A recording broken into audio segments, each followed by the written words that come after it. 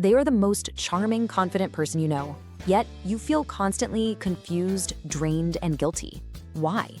This is the dark psychological paradox of spotting a narcissist, a manipulation so subtle it hides behind overwhelming charisma. Today, we're going to dissect the predictable playbook that creates this confusion, a system that's really designed to operate just beneath the surface of everyday interactions. Let's get into it. You know, this feeling, this deep contradiction, it's not an accident. It is the intended effect of a very specific strategy. It's a carefully constructed illusion designed to pull you in and just keep you off balance. That charm you see, it isn't the person, it's the camouflage. And the confusion you feel, that isn't a misunderstanding, it's a weapon. So our goal with this explainer is to solve that paradox by revealing the predictable, systematic playbook that makes it all possible. All right, so here's our roadmap for this psychological investigation. First, we'll dig into the paradox itself. Then we're gonna crack open the playbook and reveal the core strategy. From there, we'll deconstruct the three main techniques they use before looking at the psychology that gives them so much power. Then we'll shift gears to countermeasures, building your defensive toolkit. And finally, we'll show you how to break the cycle for good.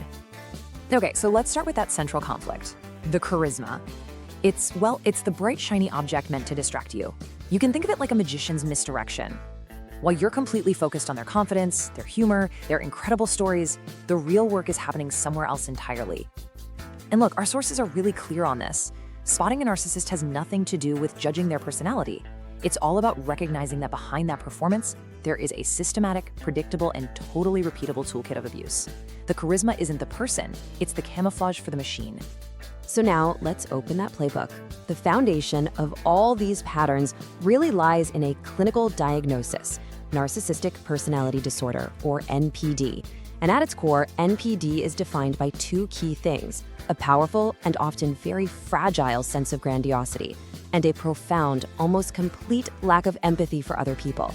But what's so fascinating and frankly dangerous is how this internal disorder shows up in their external behavior.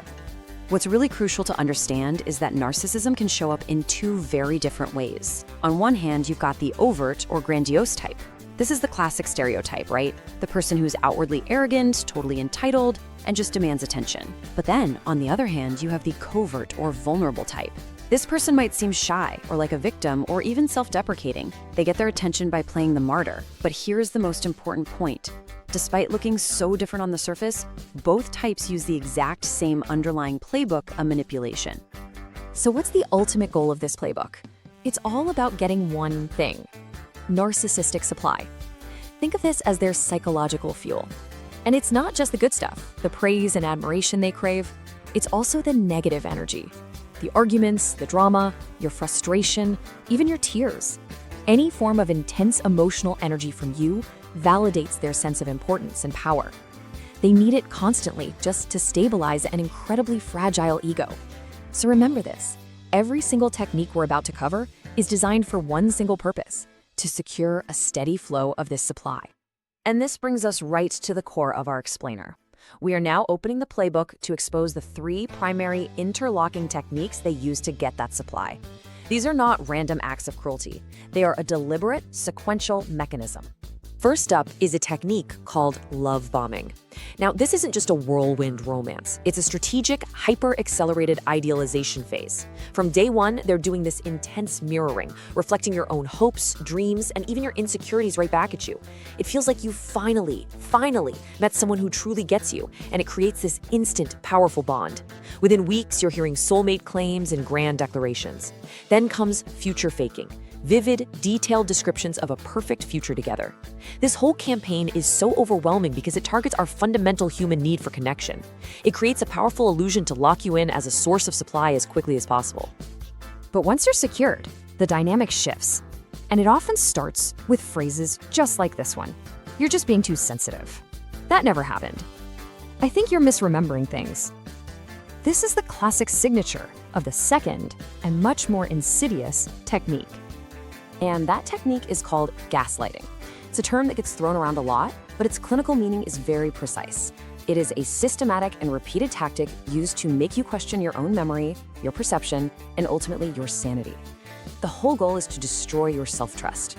Because if you can't trust your own mind, You become totally dependent on the narcissist's version of reality, and that makes you far easier to control and to keep extracting supply from. So what happens when you start to push back? When you try to set a boundary or maybe just express an independent thought that contradicts their story? Well, that's when the third technique gets deployed: punishment for autonomy.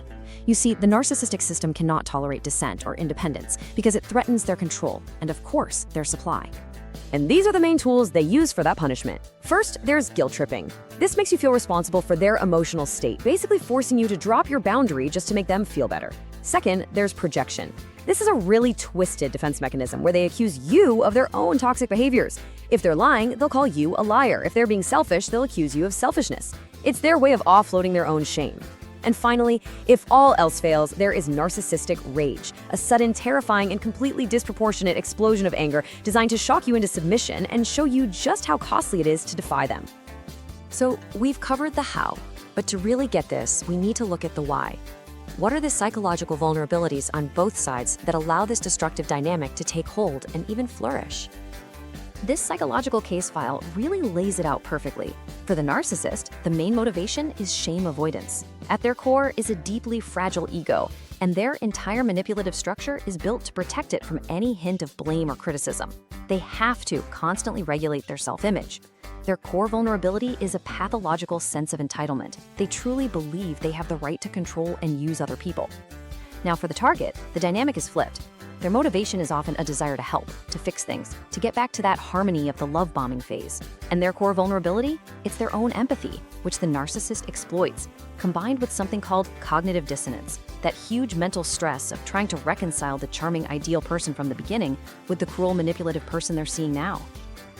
Okay, so we've analyzed the problem, we've dissected the playbook, and we understand the psychology behind it. Now we shift our focus from analysis to empowerment. How do you actually defend against this? It requires moving from just being aware to taking deliberate action. Here are the 3 essential defenses. Step 1, document. Keep a private, factual journal of specific incidents, quotes, and dates. Now, this is not evidence to argue with them, it is evidence for yourself. It's your anchor to reality, a powerful tool to fight gaslighting and prove that the pattern is real. Step 2, disengage. This means you have to consciously stop feeding them the narcissistic supply they're after. We'll show you how in just a second. And step 3, which is often the hardest but most effective, go no contact. If it is safe and possible for you to do so, enforcing a strict no contact rule is the only way to permanently cut off the supply line. So how exactly do you practice non-engagement? The single most powerful tool for this is to refuse to JADE. JADE is an acronym for the 4 things a manipulator is desperately hoping you'll do. Justify your actions, argue with their logic, defend your position, and explain your feelings. When you do any of these, you're feeding them narcissistic supply. Instead, when you're challenged, you give simple, calm, boundary-setting answers like, "We remember that differently," or "I'm not going to discuss this." By refusing to JADE, you literally starve the manipulation of its fuel. And this brings us to our final section where we pull all these threads together into one powerful, concluding message. This is really the key to breaking the cycle for good. So, if you take only one thing away from our investigation today, let it be this. The tell is not the charm, it is the predictable pattern.